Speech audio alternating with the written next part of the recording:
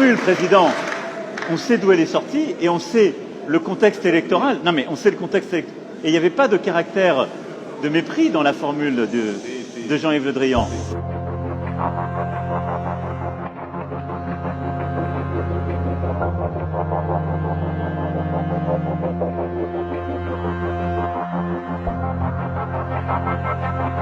Regardez-nous autrement, en nous respectant, en nous considérant comme de vrais partenaires, et non pas toujours avec un regard paternaliste, avec l'idée de toujours savoir ce qu'il faut pour nous.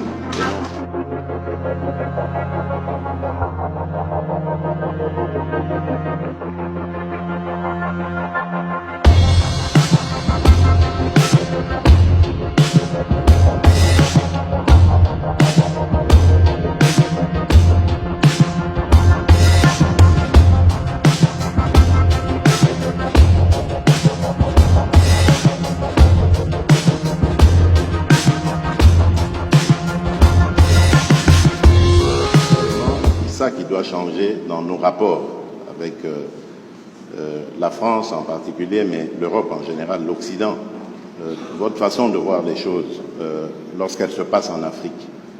Quand il y a des irrégularités aux élections américaines, on ne parle pas de compromis à l'américaine. Lorsqu'en France, il y a plusieurs années maintenant, lors des années Chirac, il y a eu un scandale sur des électeurs décédés qu'on a fait voter, on ne parlait pas de compromis à la française. Je crois qu'il doit y avoir du respect dans la considération que nous avons les uns envers les autres.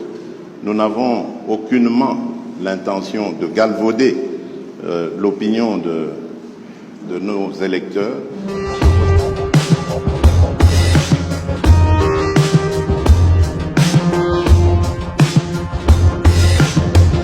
La question. Quand un ou une journaliste française pose une question, ça n'est pas le gouvernement de la France. Et c'est bien comme ça.